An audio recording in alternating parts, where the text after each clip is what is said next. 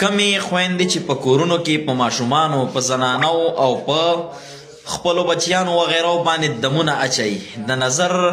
او دغسې د قسمه امراضو دپاره دمونه اچوي وایي زموږ دم لګي ما چې دم پې واچو بس د ټکه ښیي او ځینې وروڼه داسې په بازارونو کې په کلو کې چې هغوی مشهوري په دې خبره باندې چې دی د نظر ډېر ښه دم اچوي چې دم واچوي داسې الټۍ پې لګي او داسې چل پې کېږي دا زموږ په دې معاشره کې دا څیز مشهور دی یاد ساتئ هغه خلک چې دمونه اچوئ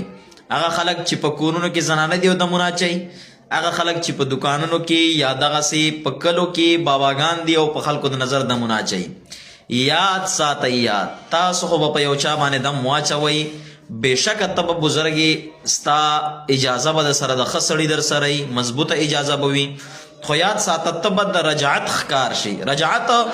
ستا د اولاد نه به دغه زور وځي ښه تا ته به پته نه یو مریض به د نظر بد ښکار نه هغه به د سحر ښکاري د جادو جناتو ښکار به ته به په هغه باندې دم واچې نه ته به وایې دا نظر بد دی په دې باندې به خپل اولاد هم ځای ته ورسې په دې باندې به خپل ځان هم ځای ته ورسې ګنې تاسو تجربه وکړئ کمې زنانه چې دمونه اچوي په کورونو کې هغوی وګورئ روغه ورځ به نه وي همیشه ملا به یې نیولي او سر به یې نیولي او په خېټه به لاسونه ږدي ټول ترتیب به ګډوډي ټول عمر به خوګړې بوګړې همیشه به دردونه او پریشانیانې یاد ساتئ دې ته رجعت ویلی کېږي ښه دا د انسان په اولاد باندې دا اثر راګرځي که په اولاد راونه ګرځي په نوسو په کړوسو باندې دلته ماته یو ناشنا مریض راغلی او د هغوی والدې په خلکو دمونه اچول دغسې نور هم د خدای بلا مریضان راځي ماته او ځینې دا د دمونو هله د خپله پکې راپېښ شي ماشاءالله نو یاد ساتئ د هغوی په اولاد باندې چې کوم ماته راغلي وو په دی باندې ټول رجعت شوی و ښه د هغوی د دمونو اثر ټول په دی راغلی و ما وکتل نه پې د جناتو مسله وه نه پې د تعویضونو مسله وه او نه کوم نظر وهلی و ما ته هېڅ نه ښکارېدل سوچ کې پرېوتم چې دا اوس څه مسله ده خو چې څه مې لږ تحقیق وکړو لږه کوشش مې ورپسې وکړو نتیجې ته ورسېدم چې دا اثر پردی دی د خپل نه دی دا د بل چا د وجې شوی دی خپل نه دی چې معلومات مې وکړم مقه چلو یا دمونه کوي مور دمونه کوي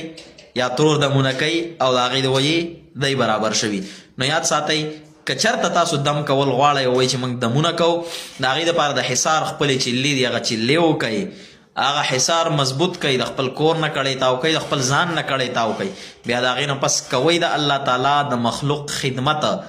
اجر به درته میلاویږي ښه خدمت یې کوئ خو که هغه طاقت مو نه وي نو بیا پرېږدئ د چا چې فن دی چاته چې خدای پاک دا علم ورکړی چا چې چلې کړي چا چې خوارینې کړي دي سم خلک دی خراف نه په معاشره کې خراب خلک هم ډېر دي